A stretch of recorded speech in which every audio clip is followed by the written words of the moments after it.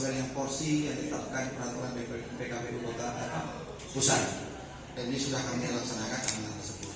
Kemudian kehadiran kami dengan langkah kanan dan begitu semangatnya sudah menunjukkan kami bahwa ini menjadi yang terbaik untuk Kota Surabaya. Target yang kami harapkan menjadi yang terbaik sudah pasti ini pemenang ya, itu yang pastinya. Yang kedua, saya juga didampingi oleh Ketua Dewan Pertimbangan Cabang Partai Demokrat, abang dan saya Pak Haji Petani.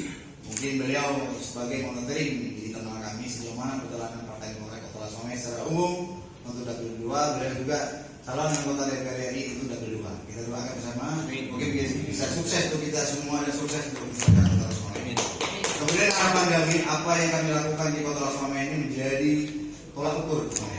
Kenapa kami berbicara untuk ini menjadi terbaik? Langkah-langkah yang telah dulu kami lakukan, mulai dari COVID sampai dengan persoalan-persoalan daerah, Partai Demokrat memberikan kontribusi yang berharga bagi masyarakat Kota Surabaya. Oleh karena itu, optimisme kami itu ada dasarnya. Apa itu?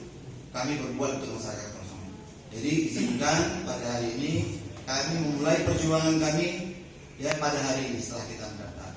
InsyaAllah berkat upaya-upaya yang kami lakukan kemarin itu mungkin bisa berbuah manis di tahun 2024. Amin.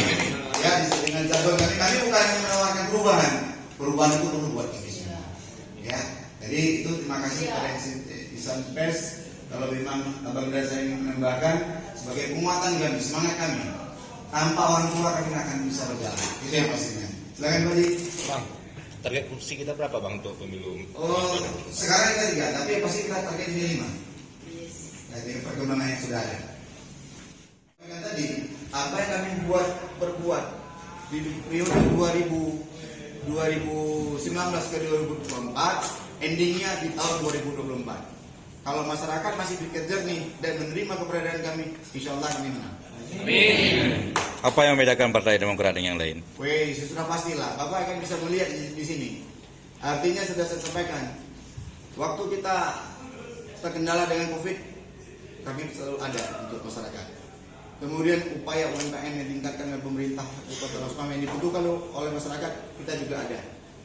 Semua permasalahan penanganan di tengah masyarakat, kita selalu di depan.